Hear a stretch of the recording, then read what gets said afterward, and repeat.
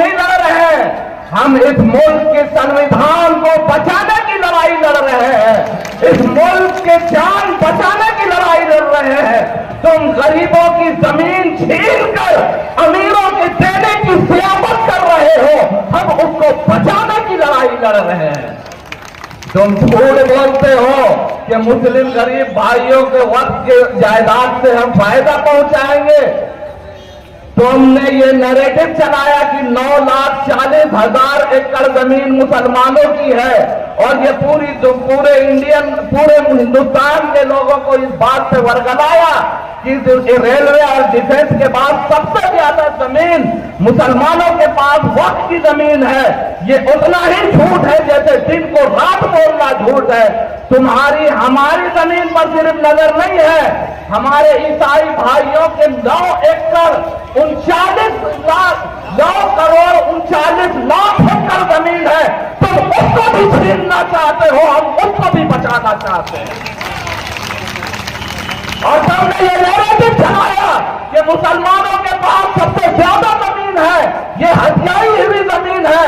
مسلمانوں کا ایمان ہے اور یقین ہے اس بات پہ کہ کوئی بھی مسلمان ناجائز قبضے کی ہوئی زمین پہ نماز نہیں پڑھ سکتا، تو تم نے کیسے یہ الزام لگایا کہ ہم نے تمہاری زمین لی ہے؟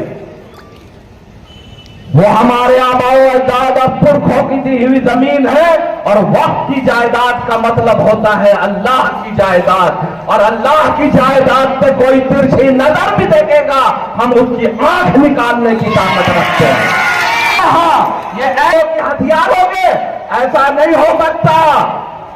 مسلمانوں نے کل بھی اس ملک کو بچانے کے لیے اپنا خون بہایا تھا، اور آج بھی اس ملک کو خون بچانے کے لیے خون بہائے گا۔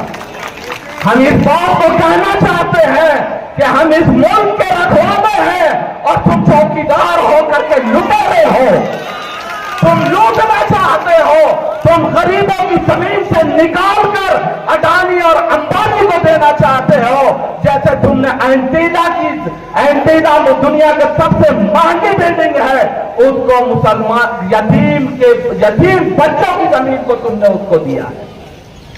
وہ ہونے نہیں دیں گے۔ ایک ہو گیا، 2 ہو گیا، چل گیا، اور طرح طرح کی بات کر کے تم جو لڑانا چاہتے ہو، ہم لڑنے والے نہیں ہیں۔ آواز دو، آواز دو، یہ کالا قانون واپس لو، یہ کالا قانون واپس لو، یہ ملک ہم